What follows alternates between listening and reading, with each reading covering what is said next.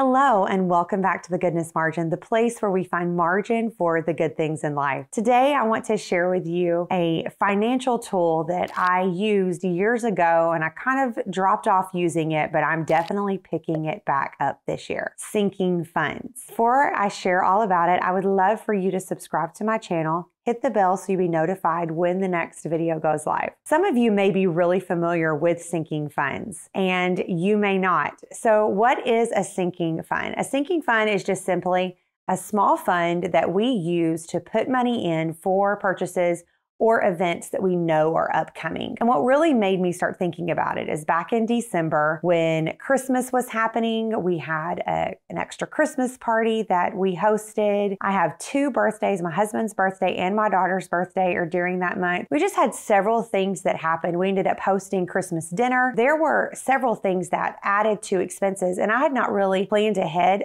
as well financially as I should have for those. I had planned for those events and prepared for them. But when it came down to the end of the month, I realized I really was getting thin on my cash. We do a zero-based budget. So what that means at the beginning of the month, this is the money that we have, and then this is where it's all going.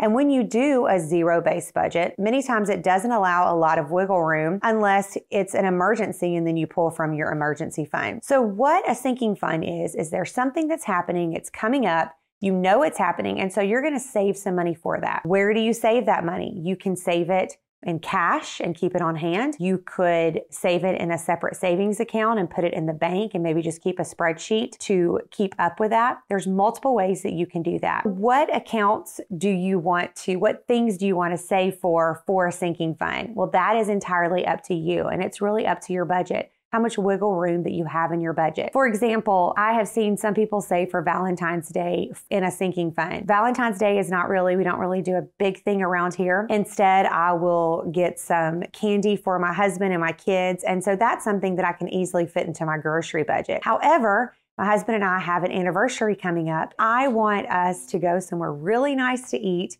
And lots of times when it gets down to it, we'll decide, let's save that money for something else. We really don't want to spend that money for that. But if you have set the money aside for a sinking fund, then you don't feel the pressure to not spend the money. You realize this is something I've set aside for this. Let me share with you the sinking funds that we use.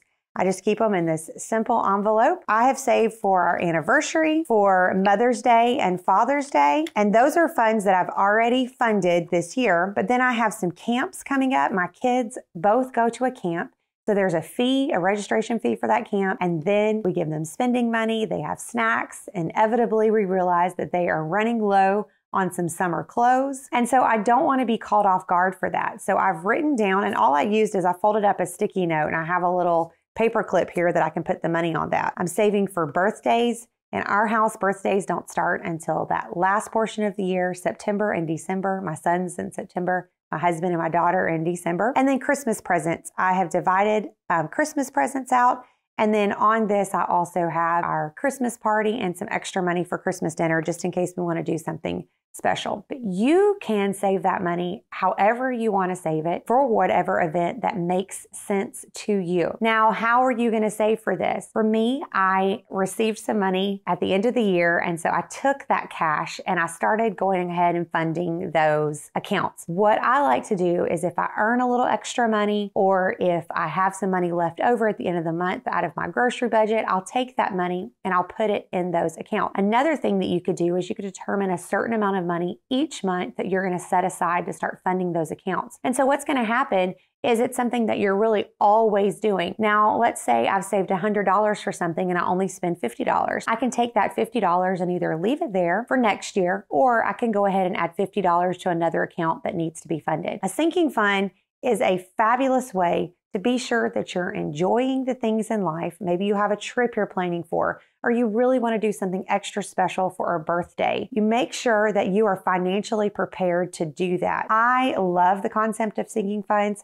I am one of those people Dave Ramsey talks about the spender and the saver. I'm definitely the saver. And so sometimes I may skimp on things because I don't want to spend the money. But this is sort of a license to spend that money that you have budgeted for, that you have saved for. If you have any questions about sinking funds or any ideas of how this works better in your life, I would love for you to comment on this video. Let me know. I know that this makes a big difference in our life, and I'm excited to get back to using that this year. I'll share with you here another video that I have on budgeting. I know that when I keep a handle on our finances, when I pay attention to the money that's coming in and that's going out, it definitely helps to add margin in my life for the good things.